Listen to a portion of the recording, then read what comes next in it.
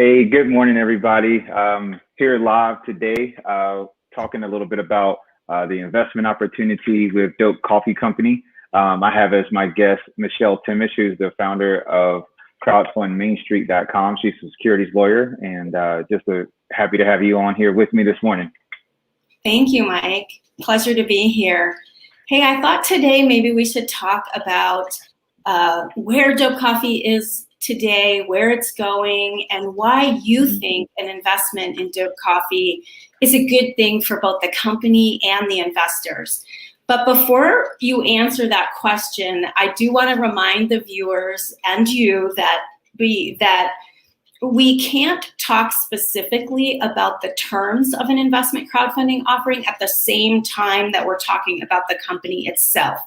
So Mike is going to avoid the specifics of the offering itself. For that, you'll want to go to crowdfundmainstreet.com and check out the campaign. We're sticklers for compliance. It's kind of a hard rule to follow, so it takes some deliberate effort, but we can talk about the company and where it's going and why Mike thinks it's a great idea for you to invest. And then the other thing I want to say is that even though we're talking about direct investing and why you might want to do it from the founder's point of view, neither Mike nor I are qualified to give you any sort of investment advice. The whole point of investment crowdfunding is that it's an opportunity for you to decide what is a good fit for you.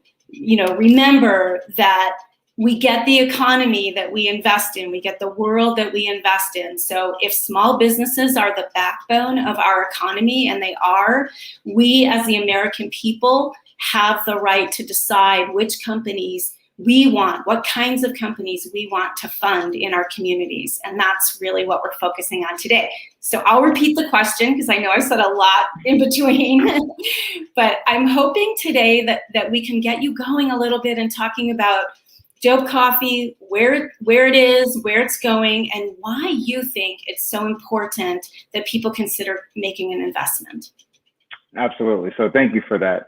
And one of the things that I heard you say in the question was that, or in your statement, was that we get the economy that we invest in. And that's really where I want to start with Dope Coffee. When I look out in America, when I look out in society, I look out in the economy, I see a system that is, it could go both ways, right? We could use our economy for good. We can use our economy to create separation and distance. But with Dope Coffee, I believe we have an opportunity to combine culture, right, with the way that we procure our goods, right, through capitalism, through retail, through commerce. And when you just combine those together, it's powerful. The past 2 years for Dope Coffee it's been a really long road. But what I'm most excited about right now, Michelle, is that we have a ton of positive traction, and it's all headed in the right direction. October 15th, for example, we launched our first retail location in Atlanta, Georgia. This is Dope's own store, right? So we're in a few different places throughout the city, and we have, we have some partnerships and distribution, but a Dope branded store that when you walk into the store, you'll get to really feel the experience of what we want coffee to be like, right? To show a more diverse perspective on coffee, to lead the charge on creating a more inclusive community and an inclusive economy. So that's kind of what's been going on with Dope.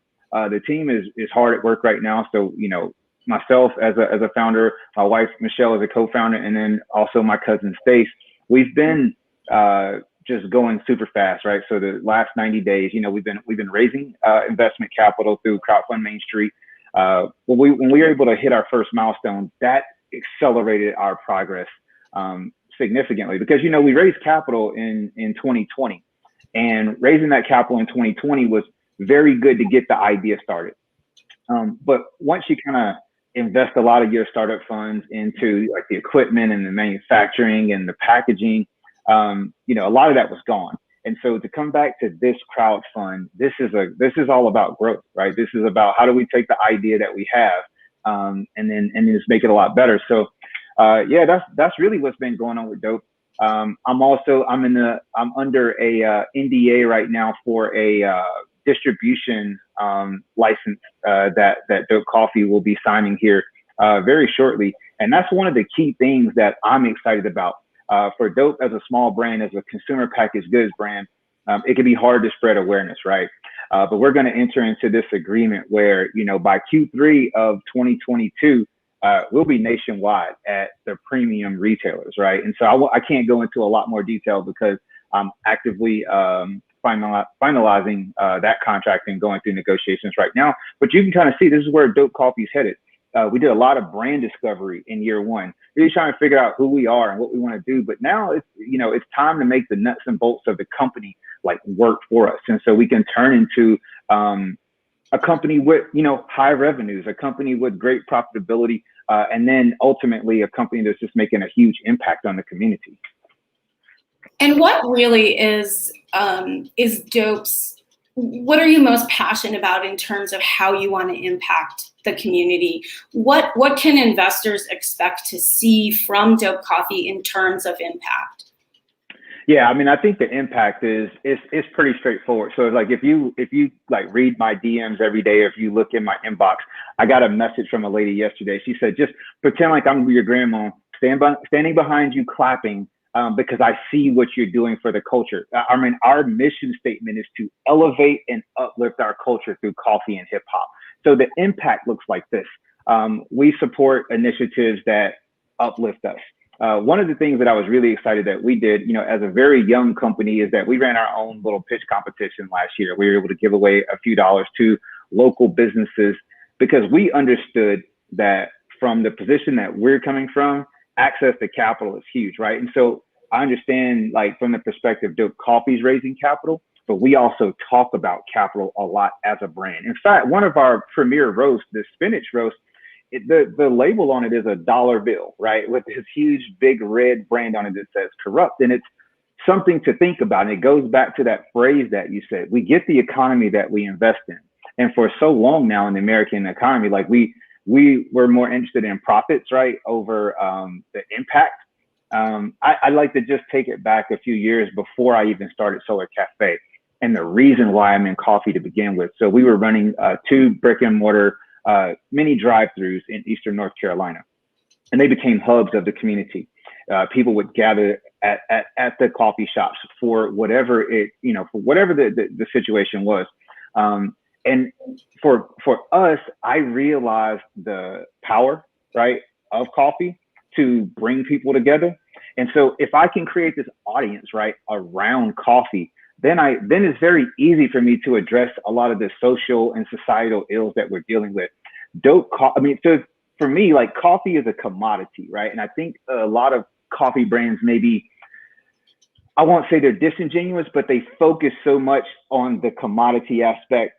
I don't believe personally that you can really differentiate right now between the highest and the best quality and specialty coffee. So it has to be about more. Dope has really good coffee, but that's not enough, right? It's well, what are we going to do with this platform, right? We have a combined sort of total user audience of roughly 80 to 100,000 people right now. And what am I going to do with them? Am I just going to focus on selling them coffee? Absolutely not, right? It's got to be about a message. Things that I talked about, I said in the pitch video that we were watching earlier, right? I want this brand to be a huge catalyst for a simple idea such as breaking the wealth gap. And when you have a company like Dope Coffee that can distribute literally hundreds of thousands of bottles, right? Hundreds of thousands and millions of cans and bags. And when you think about what the packaging looks like and the stories that they convey, for example, we talk about Crispus Attucks on one of our, on our Organic Guatemalan. And for some of you guys who may not know who Crispus Attucks is, he was the first soldier to fall in actually he wasn't a soldier, but he was one of the first casualties of the American Revolutionary War. And this is a Black guy. And the reason that that's important is because a big part of what I want to do is to help society and especially my own community see the contributions that we've been making since the beginning of this country, right? And if we can all be more truthful and more open and have more knowledge of who we are in our past and our people, we will move together, right? And so that's what coffee is. Coffee is just the commodity that we come sit around the table and talk about, and talk about these issues, talk about different things. So that's what dope is. Dope is it's a metaphor for a drug, right? And so what do I want to get people hooked on? I want to get people hooked on positivity, right? And if you look out right now in society, a lot of brands kind of have a negative spin to them, and they're all kind of against something or pushing or creating some sort of division in and of themselves. But I wanted to go like, let's get people hooked on something good, right? Let's get people hooked on uplifting and elevating the culture. Yeah, no, that's a great point. And, something you said about wealth building really resonated with me, because it's not so much our productivity personally in life that leads us to wealth building. A lot of people think about their ability to provide for their families in the context of what is my earning potential? How much money am I going to be able to earn? When the reality is that all of us who spend money, we're investors. We're not all entrepreneurs, but every single one of us that spends money is an investor in our economy.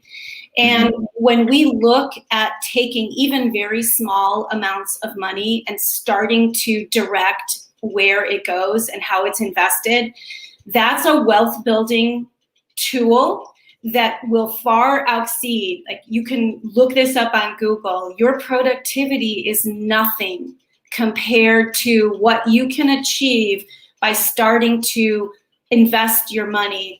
And you made the other point that right now we have a corporate culture that is, it doesn't have to pay attention to us. It doesn't have to be truthful to us. It doesn't have to be honest.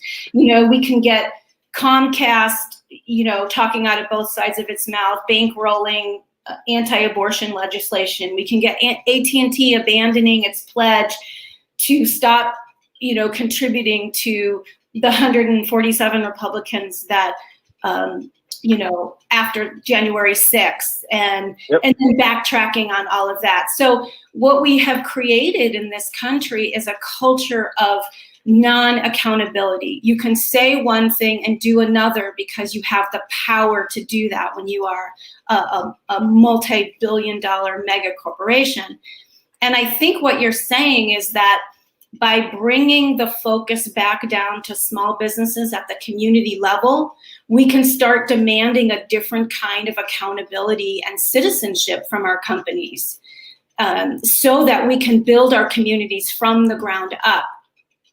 Absolutely. Look, because I want to jump in and comment on that. So you mentioned Comcast, AT&T, and some of these just large multinational billion-dollar brands. They have no face. They have no identity. So they can play both sides of the game whenever they want.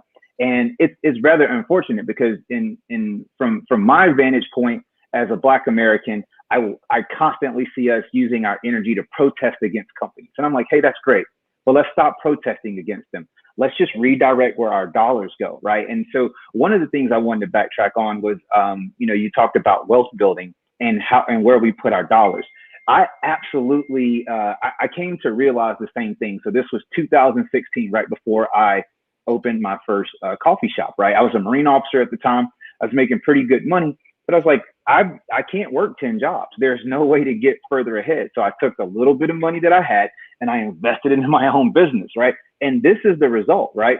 So as a founder, no, I still don't have a lot of personal cash from myself, but what I created, right, is a machine that will keep growing. Furthermore, and I want to kind of relate this over to crowdfunding and Dope Coffee. The cool thing about Dope Coffee, and I love saying this, and I'm gonna keep saying it publicly, like, we're not going to banks, okay? I'm not going to venture capitalists. Going to go to regular people because this will be a successful company. Like, if you look at where Dope Coffee started 3 years ago with no money, right? Right after Hurricane Florence had just wiped off our 2 coffee shops too. I mean, really, like, I'm extremely proud of the fact that our brand has really kind of taken a hold of in so many people's lives, right? That we have close to 10,000 customers now who love Dope Coffee. But to go further, it's like this. As a CEO, if I take my investment dollars from the people, then who am I accountable for, right? These people know me. They have my email address. They have my phone number. I text half my investors. I text them every other day just with, hey guys, I got a retail lease today. I'm super excited, right? I'm accountable to them. And these are real people. And if you start the right way, Okay, and this is something my wife Michelle, who's also my co-founder, has said to me a few times. If you start the right way, you never have to. You don't have to look back. You don't have to correct yourself. And I've been very conscious of that, Michelle. Like there have been times, and I believe I've discussed some of these with you. There have been offerings of money that come from places that don't necessarily line up with our values, and we had to say no. And I had to continue saying no because I realized that it would not be worth it, right, to take on the persona that we don't want to maintain as a business. So that's really why I love crowdfunding. I didn't get it before. I didn't understand it, but you become accountable to the crowd, right? The crowd powers you, right? I would say 50% of the business opportunities that we're currently exploring have come through our crowdfund, right? So your investors become your promoters. Your investors are your customers. It's just a great system. But I like to say that out loud, because crowdfunding has given me the confidence to say, no, I'm not going to the bank. It's not worth it. You're enriching the wrong people. It's very easy for the financial industry to keep making more money off of small business, off of consumers, off of everyone. And so we just got to take some of this power into our own hands. And that's why I'm excited about Dope Coffee. That's why I'm excited that it is a community type of company, right? That can allow people to come together, right? To make their choice on what type of brand do they want to see win in America. Yeah, I mean, you're also touching a point close to home for me. I wasn't looking to establish an investment crowdfunding platform when the law came out in 2012 that gave us this opportunity as American people to decide what gets funded. I thought, oh my gosh, this is game changing. The economic development potential here is huge. And then, of course, in 2016, 4 years later, when we got the regulations, none of the platforms that launched in 2016 seemed to care about the fact that this could be such a powerful economic development tool. And I realized that that's because they come from the traditional finance marketplace. Yep. And that if somebody was going to do a platform that was different, it was going to have to be somebody who doesn't live and breathe in that sort of traditional finance marketplace, which is why I determined that maybe this needs to be the thing that I do, now that I raised my kids and can start talking about the things that I'm passionate about, which are, bringing some economic development and self-determination. There's something so beautiful about entrepreneurship, and we've valued that in this country from the very beginning.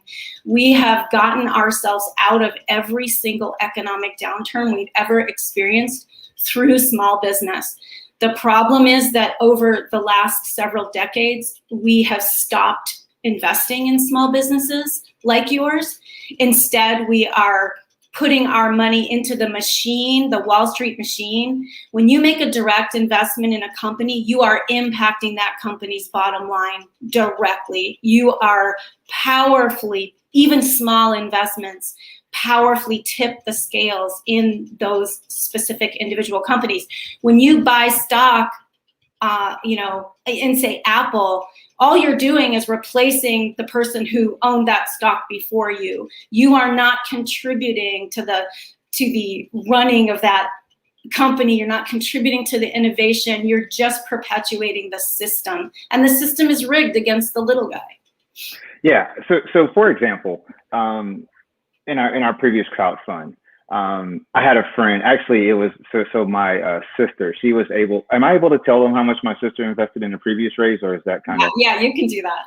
Awesome. So my sister invested $500 in our company, right? Which is huge. And I was able to just kind of slow down and tell her like, hey, this is exactly what I'm spending the money on. Like your 500, I already know it's bookmarked for this. And when you talk about tipping the scales, right? You have to think of, the day.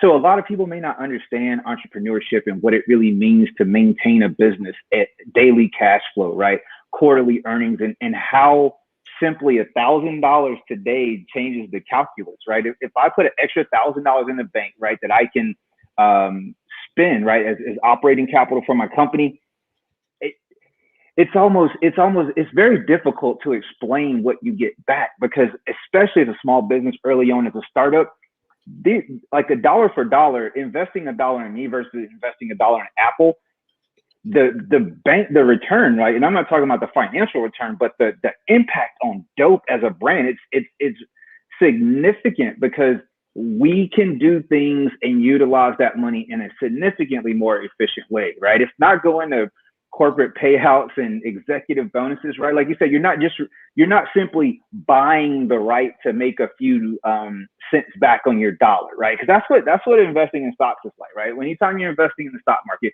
you're essentially buying the right to make a little money.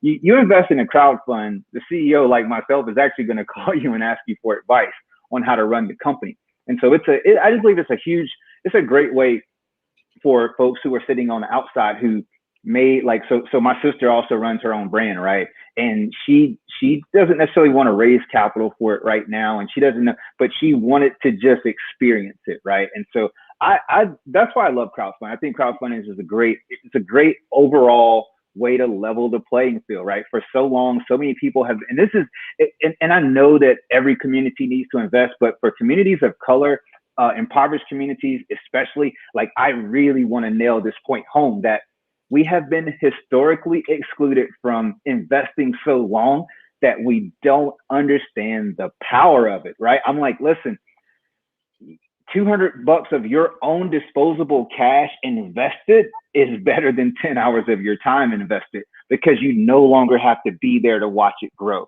to make it grow.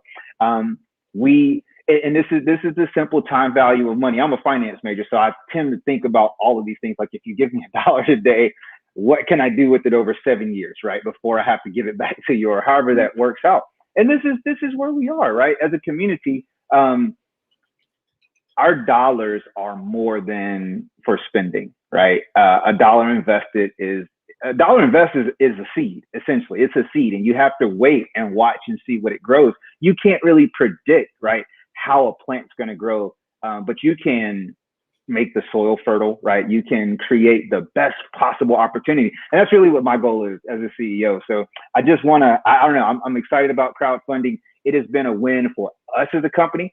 I know our investors, they've had a wonderful opportunity, or they've had a wonderful experience as well. But it's bigger than that. I feel like for Dope, we have a social responsibility, right? I'm constantly checking the list and seeing how many founders of color were able to raise capital and things like that. And you start to see it's not many, right? And sometimes I get kind of down on myself in terms of how we're doing. And then I go, wait, you can still count on just a few hands the amount of people who've raised more capital than us. And I cringe sometimes because I go, wow, like, is it really, it's super difficult, right? And for a guy like me, you know, I graduated from a top 20 school in the country. I was a former Marine officer. I got all these things going for me, and it is still difficult. So crowdfunding is a godsend, and it's a thing that I just want to keep going, right? It will be how we grow and raise this company. So yeah. Well, that's fantastic, Mike. It's been such a pleasure talking to you. I love your enthusiasm. And how should people? We're going to be doing these weekly. Is there a way for people to chime in and ask for questions they'd like to see us address on these calls, or how should people go about getting questions to us? You can also comment on the crowdfunding campaign at crowdfundmainstreet.com. At the very bottom of the campaign, there's a comment section. We'd love to hear from you. Ask questions of Mike. Anything that you want to share or have us talk about further, we'd love to hear from you. No, absolutely. Yeah, the comment section is great. So these will be scheduled every week, 11 a.m. on, it's actually LinkedIn, YouTube, Facebook, and Twitch, I believe. So once if they want to put some comments, on the actual link itself, I dropped my email address, michael@realdope.coffee. If you guys have any questions that you'd like to see me address, if you just shoot me an email, I'll be sure to kind of keep those questions aside and answer them the next time that we come back live. Great. Thanks so much. Awesome. All right. Well, thank you, Michelle. We're closing strong. I know that I've gotten a lot of messages back this week from folks who said, yeah, we're about to hit invest. I know the deadline's coming up, so let's get it. Nice. All righty. Well, you have a good one, Michelle, and thank you. Thank you. You too. All righty. I'm just going to end